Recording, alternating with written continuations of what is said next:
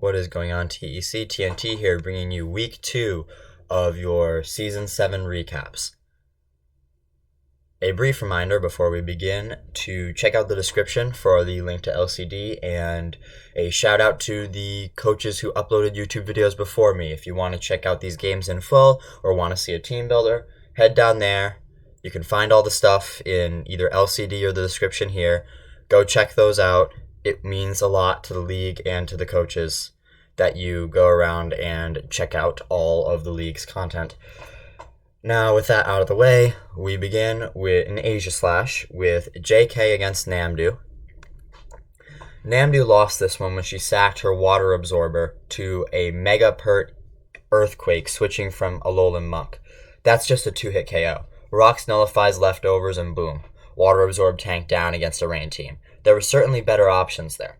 JK ran some tech. Icy Wind over Ice Beam Toad was nice to slow down that Ice Berry Dragon Dance's high guard.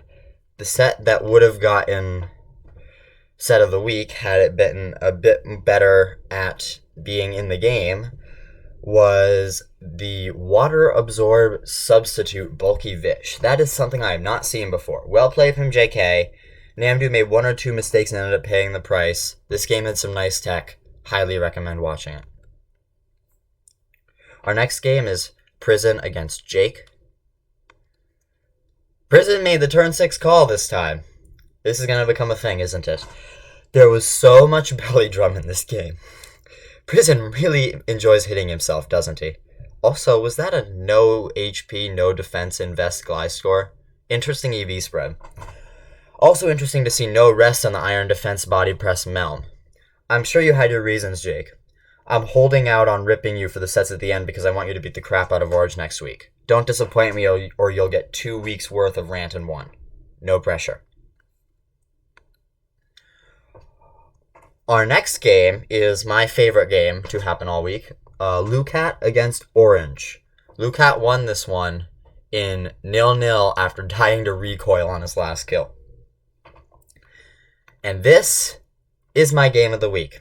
Before certain people get pissed at me for making this game of the week, let me say that this was the closest, the most entertaining game that there was, and no other games were noticeably better. Your opinion is also wrong if you do not agree with me on this. This result was a 0-0 stunner. Orange roared out to a commanding lead early, but did things like click Earth Power on Skarmory because he is a noob who doesn't understand immunities. And just when everyone thought it was over, and that the evil overlord would stall his way to another heartless victory, the overgrown Chatapede appeared. Like the winged hussars flying down the Austrian mountainside to rescue their allies, the Chatapede channeled the pure Chad energy of its previous evolutionary form, and beat back its foe in spite of being horribly outnumbered. 'Twas a thing of beauty.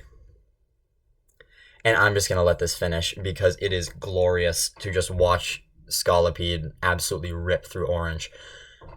There you go. Alright. And now I return from my rejoicing back down to Earth, and the first thing I see is the hacks of the week. Amarillo won this one 4-0, and this was a robbery. If not for the first Ice Beam freeze, Keaton wins 6-0, and then the second freeze robbed another 1 or 2 differential away. Amarillo was outplayed, but the Pokegods smiled upon him today. I was so happy after seeing Orange get toasted by Pede. After having hope, couldn't you guys have just had a hacks-free game so I could be happy for another analysis or 2? How sad. Our next game is JTK versus Nilla. JTK won 2-0, and Nilla, let's get this straight. You're up 5-2. You have a Garchomp and a Kartana. We're talking a mon with rough skin, even if the Kartana is Sash. And you sack switch to Crobat. Leaf Blade doesn't kill Chomp. Earthquake does at least half to Cart, and you switch out on the Cart. What on earth was that? Not only that, you pivot into the bat, you know, the thing that outspeeds... See, even my dog can't stand watching this. Jeez. You left the Chomp in, and you get a 3-0 or a 5-0, depending on sets and rolls. Or you literally sack anything else. Nilla, you are one of my favorite people in LCD. You ping for me and are a genuinely great guy, but I have to give you a joke of the week. That was ugly. Excuse me for a moment, I have to let my dog out. He cannot handle viewing this anymore.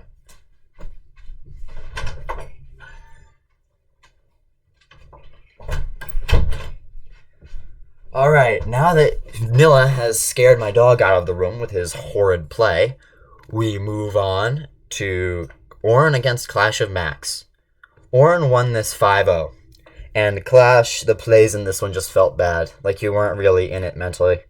Tough throws from the beginning to end, but that stuff happens sometimes. I can't come up with anything funny or angry here. Disappointment would be my word of choice. Oren played a beautiful game. Too bad I didn't get to see more of the sets in action. I was looking forward to this particular MU dynamic.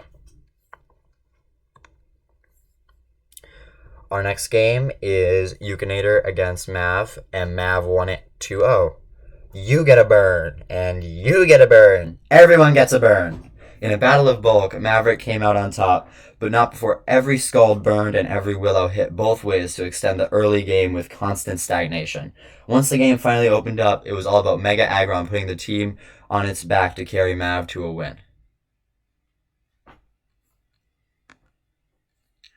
Our next game is Pulsey against Trevor. Pulsey won this 4-0, and oh boy, I see a pult.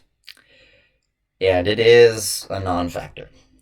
Trevor brought the wrong pult, but to be fair, by the time pult came out, its team had been chipped from around it, leaving nothing but fairy weaknesses. Why did you bring 4 mons that were weak to Coco's stabs alone? Why didn't you click fake out to finish the kill on Gapdos? Trevor's play left me with many questions and few answers. Pulsey plays well, Trevor does not, and the score shows it. Now we move to Doublade, better known as Burb Division. Our first Burb Division match is Chimp against freezerman. Chimp won 2-0. And you two had me fooled. I was expecting a bulky chip fest with kills being hard to come by, and I got the opposite. Honestly, both of you would have been better off playing a bit more conservatively with your offensive mons, but freezerman more so, as he didn't have the unstoppable scarf mammo in the back.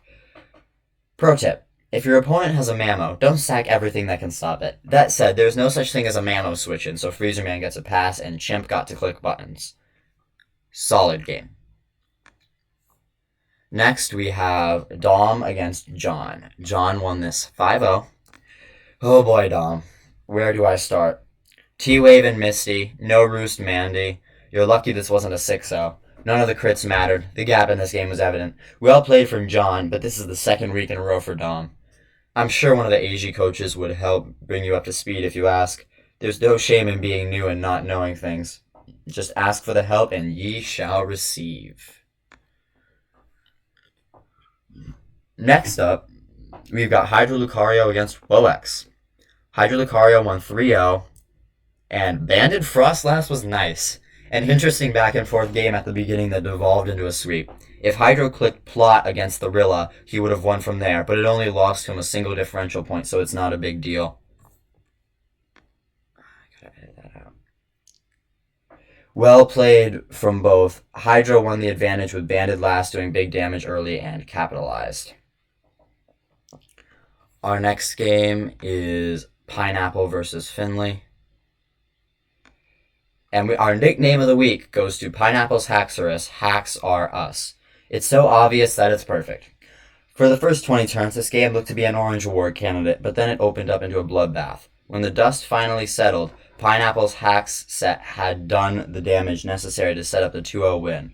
Well played from both.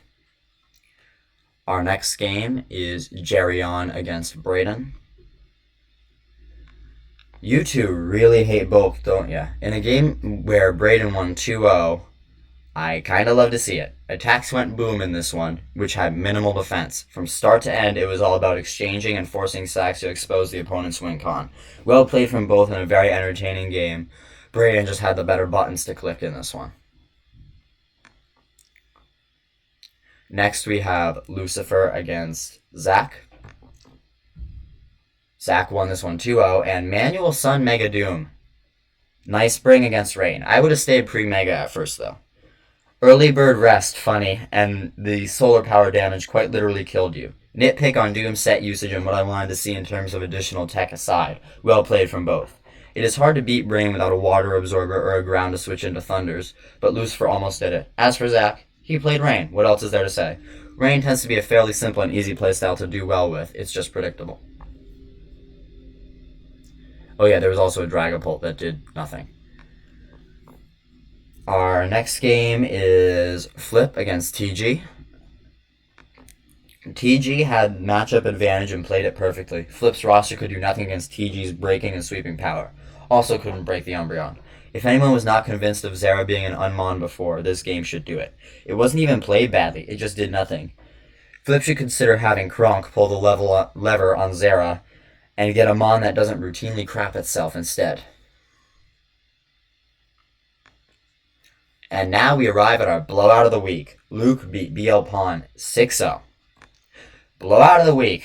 Talk about not standing a chance. Dragon Tail bails Pawn out from the Mega Gyarados sweep, only to get walloped by sub-CM taunt Dark Pulse Horse. It looked like Alabama football versus Vanderbilt out there. The second string comes in and still wins by 40.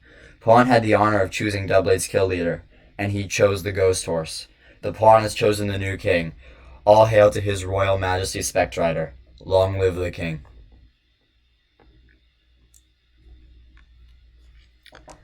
And next, we move to Choke Division.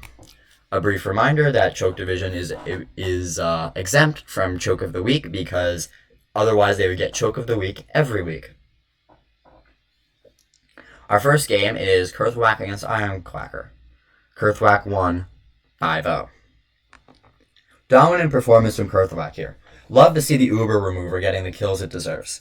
Ironclacker was faced with a very uphill battle in this matchup, and it showed. No glaring flaws in the player prep. He just lost. It happens. Very well executed from Kurth, and nothing to be ashamed of from Quacker. Next, we have Pumpkin against Lavs. Lavs won 3-0. So Ambipom is viable. I forgot that thing was a mom. I look at it on the prep sheet and think, easy kill, but fake out could be a bit annoying. Then I see it do that. I did not know Ambipom had the ability to be a win con. You learn something new every day. Pumpkin, you have an absolutely busted roster, and you get exposed by a team with Ambipom and worse Shifu. Start explaining now.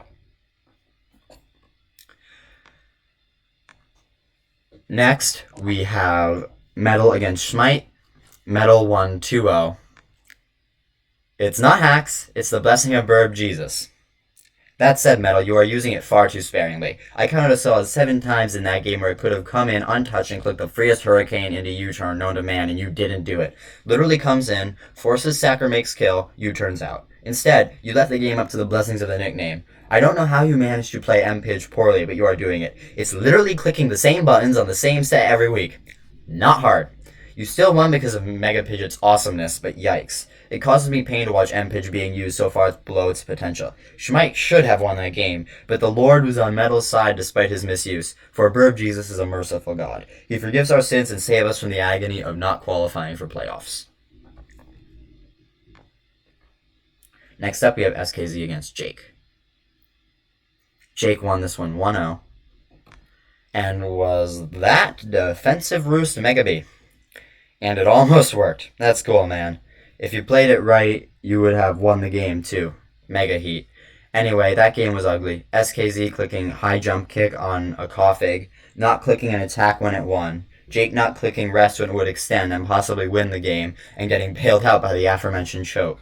This was a true Choke Division game. It's too bad. The sets and setup were nice, but you Honest players just can't help yourselves, can you? You just have to choke away every cool endgame. This could have been Game of the Week, but you two blew it. Next, we have Talked against Barack. Set of the week goes to the single most goated Florges set of all time. Red card Endeavor to expose Marrow's setup. That saved a loss single-handedly. Also did so much damage on the Heatran on the Endeavor that Heatran was a non-factor for the rest of the game. I never thought I'd see Florges taking advantage of a setup sweeper. Wow. I also just watched an Alola Momola pick up 3 direct kills in a row. What on earth? Talked the Heat Lord came away with a well-deserved win. Barack didn't play badly. He just lost to the legendary TEC. Wow. Next up, we've got Herb against Scorpion. So Scorpion, there's this thing. It's called hazard removal. You ever heard of it? Your lack of removal and recovery let Herb control the game. It ended up being the difference. Yes, there was some unfortunate RNG, but with literally any hazard control, it could have been overcome. Instead, you lost to rocks damage and webs. Herb played field control very well, but you didn't even contest his field dominance. At least this one wasn't a choke. It was just a case of being hyper-focused on 1v1s in prep at the expense of the bigger picture, from what I can see. Next up, we have Karl against Flint. That was over quickly. Karl won 3-0 and absolutely picked Flint's team apart. Flint would have done well to switch more and sack less, but it really looked like he had no chance against Karl's hyper-offensive onslaught. Well played from Karl. Not much could be done about that from Flint's side. We now interrupt your regular scheduled programming to bring you a PSA on Dragopalt in Draft, as it has become clear that many TEC people, in fact, suck at using it and or playing against it. Dragopalt is a dual-type Dragon Ghost Pokemon with access to the abilities Clear Body, Infiltrator, and Curse Body. Its BST total is 600 with 88 HP, 120 attack, 75 defense, 100 special attack, 75 special defense, and 142 speed. It gets a wide variety of attacking and status moves, which combined with its stats lead to various set options such as Sub-Willow Hex, Specs Special Breaker, Life Orb Mixed Breaker, Physical Setup Sweeper, Thunderwave Spam Pivot, Scarf Special Physical or Mixed, and Banded Physical Breaker, to name a few of the multitude of options this Pokemon possesses. In English, this roughly translates to, it's broken. There's at least one Pult set for every matchup, often more, and with the proper set, it is guaranteed to have at least moderate success every time it is brought and used in any semi-decent manner. The problem with this is that people often pick the wrong set or just waste their Pult by sacking it early or something of the like. Pult is by far the best mon in draft, so using it as a sack when it still has decent health and has yet to make an impact is a horrid waste of both the mon's potential and the top pick you spent on it. Once again, translating into English, Pult is never the problem. It's always you. But how does one counter Pult then? It's simple really. You check it. Put it into positions where the opposing player is likely to make mistakes and wait for those mistakes, or, if your roster is capable of this, chip away at the team around Pult until Pult is left with too much to do. One thing is absolutely pivotal when facing a Pult player. If they make a mistake with Pult, capitalize on the opportunity and do not give them the game back. Getting free of Pult on an opponent's choke is a blessing, so when you get this chance, don't screw it up. Any chance to beat a Pult team with Pult gone early should be cherished. Yet again, English. Don't be stupid and hand games back to Pult players. With that, we conclude our announcement and return to your regularly scheduled programming. We apologize for the inconvenience. Our final game is Tanksworth against Tebow time. Tanksworth won this 1-0. And hey, so that announcement, guess how much of that advice these two followed? Not a single word. Tank sacked Pult with 64% hit points left, just to literally bring the same mon that he sacked it for back into the exact same situation. And Tebow? Well, he choked the game right back, of course. How nice of him. The game was actually good up until the choke exchange with some nice plays from both, but as I said earlier, Honedge people just can't help ruining fun endgames. It's in their nature.